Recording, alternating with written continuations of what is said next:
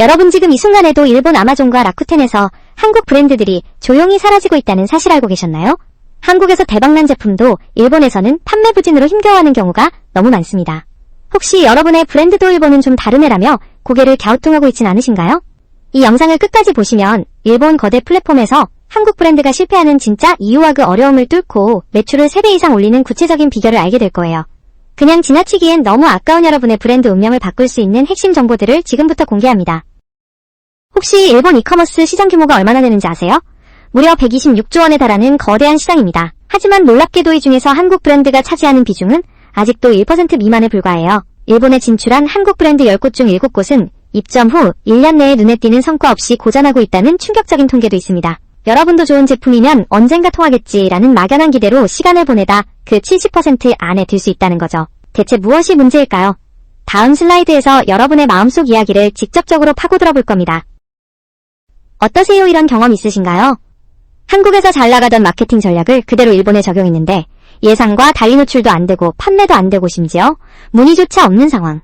분명 일본도 똑같은 온라인 쇼핑인데 왜 이렇게 다를까요? 제품만 좋으면 알아서 팔리겠지 혹은 한국 소비자랑 비슷하겠지라고 생각하셨다면 바로 그 착각이 지금 여러분의 발목을 잡고 있는 겁니다.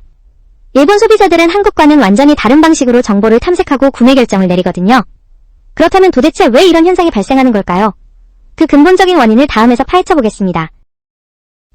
일본 아마존과 라쿠텐에서 한국 브랜드가 고전하는 핵심 원인은 바로 신뢰입니다. 일본 소비자들은 익숙하지 않은 브랜드에 대해 매우 강한 경계심을 가지고 있어요. 이들은 처음 보는 제품이나 브랜드에 대해 일단 의심부터 시작하고 충분한 검증 과정 없이는 절대로 지갑을 열지 않습니다. 단순히 광고를 많이 노출한다고 해서 이건 괜찮겠지? 하고 넘어가지 않는다는 거죠. 결국 한국식으로 빠르게 붐을 일으키는 마케팅은 일본에서는 오히려 역효과를 내고 신뢰를 잃어버리게 됩니다.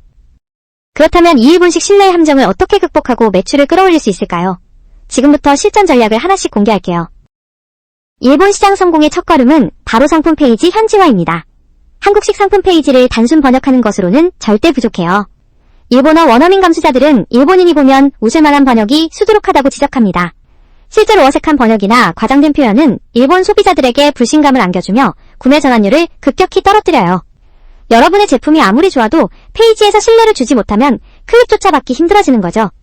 단순히 번역만 할 것이 아니라 일본인의 정서와 감성을 이해하는 전문 번역가와 디자이너를 통해 페이지를 완벽하게 재구성해야 합니다.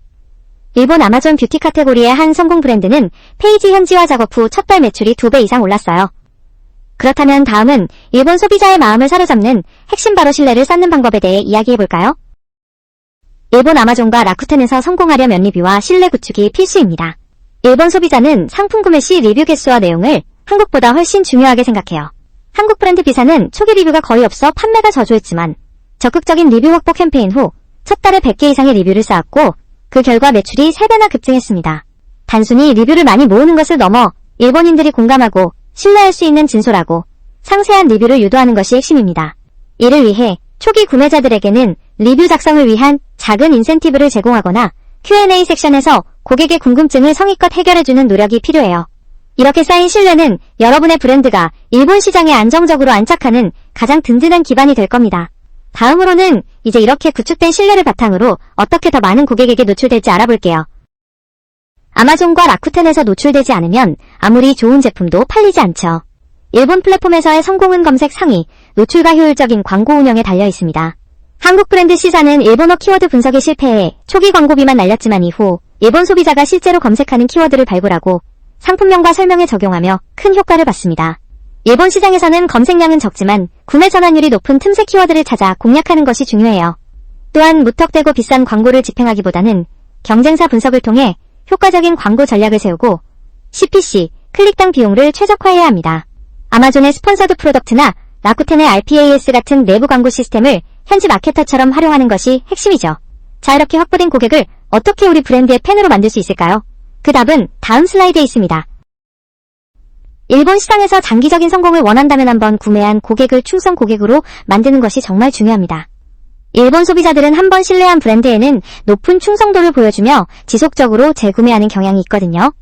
실제로 일본에 성공적으로 안착한 한국 식품 브랜드 디사는 정기적인 일본어 뉴스레터 발송과 멤버십 혜택으로 재구매율을 40% 이상 끌어올렸어요. 단순히 제품을 판매하는 것을 넘어 고객과의 지속적인 관계를 구축해야 합니다. 일본의 명절이나 계절별 특성을 살린 프로모션을 기획하거나 고객의 구매 이력을 바탕으로 개인화된 추천 메시지를 보내는 것이 효과적입니다.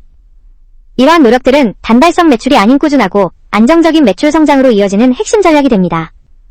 하지만 이런 노력에도 불구하고 실패하는 경우도 있어요. 다음 슬라이드에서 절대 피해야 할 함정들을 알려드릴게요. 마지막으로 정말 중요한 주의사항입니다. 이것만은 절대 하지 마세요. 바로 한국식 마케팅 방식을 무작정 일본에 적용하는 것입니다. 한국에서는 통하는 자극적인 바이럴 마케팅이 일본에서는 오히려 수상한 브랜드라는 인식을 줄 수 있어요. 또한 무조건 최저가 전략으로 시장에 진입하려 한다. 명품질이 좋지 않을 것이라는 오해를 사기 쉽습니다. 한국 브랜드 이사는 초기에 가격 경쟁력만을 내세웠다가 결국 저가 브랜드로 인식되어 브랜드 가치만 떨어뜨리고 철수했어요. 여러분의 제품이 아무리 좋아도 어색한 일본어 콘텐츠나 소홀한 CS는 일본 소비자들에게 치명적인 불신을 안겨줄 수 있다는 점을 명심해야 합니다. 이 함정들을 피해야만 여러분의 브랜드가 일본 시장에서 성공할 수 있습니다. 이제 마지막으로 여러분께 드릴 메시지가 있어요. 여기까지 영상을 봐주신 여러분께 진심으로 감사드립니다. 일본 아마존과 라쿠텐 시장은 분명 쉽지 않지만 오늘 알려드린 전략들을 차근차근 적용한다면 충분히 승산이 있습니다. 3개월 길게 느껴지나요? 하지만 이 3개월이 여러분 브랜드의 미래를 완전히 바꿔놓을 수 있습니다. 이제 망설이지 마세요.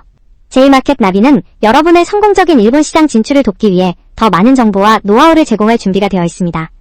이 영상이 유익했다면 좋아요와 구독 그리고 알림 설정까지 부탁드립니다. 다음 영상에서는 더 구체적인 실전 성공 사례를 들고 찾아올게요. 여러분의 일본 진출을 응원합니다.